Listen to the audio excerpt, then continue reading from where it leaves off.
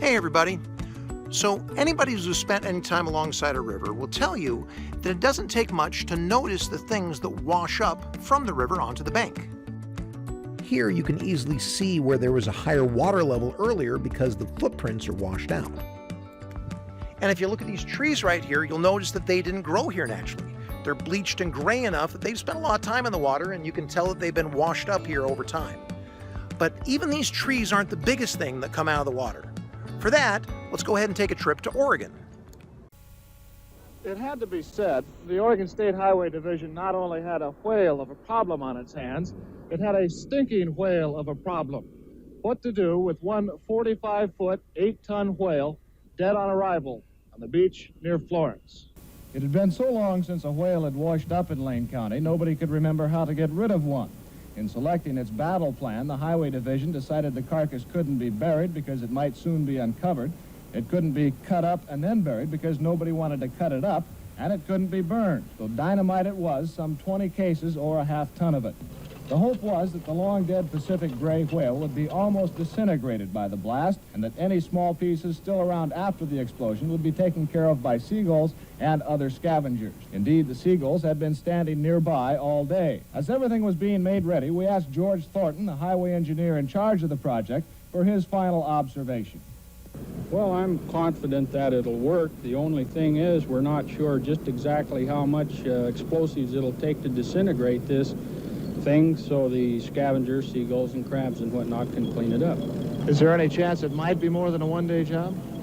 If there's any large chunks left, and we may have to do some other cleanup, possibly set another charge. The dynamite was buried primarily on the leeward side of the big mammal, so as most of the remains would be blown toward the sea.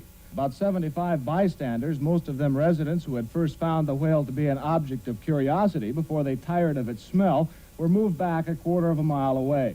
The sand dunes there were covered with spectators and landlubber newsmen, shortly to become land blubber newsmen, for the blast blasted blubber beyond all believable bounds.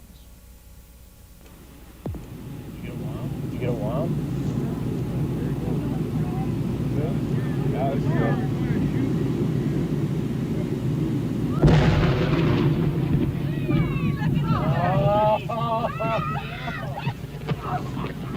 All right, Fred, you can take your hands out of your ears.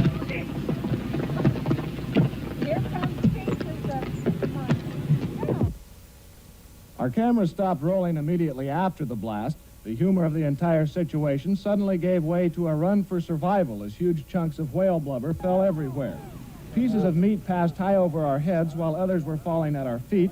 The dunes were rapidly evacuated as spectators escaped both the falling debris and the overwhelming smell.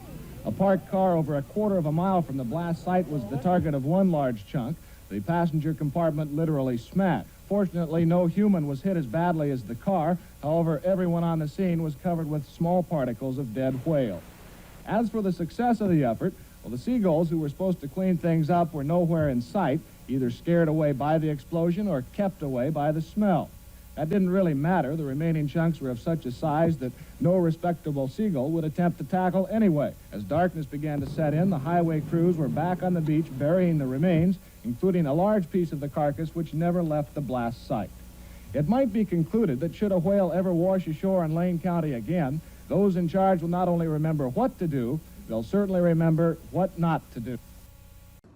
So I've always enjoyed this story. I mean, what's not to love with an exploding whale and falling pieces of rotting whale blubber?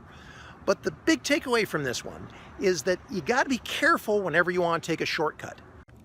So as much as we can shake our heads at the people who tried to blow up that whale, how many times in our lives do we have a big job or a big problem in front of us that we just try to dynamite out of the way with one big action instead of a lot of little ones?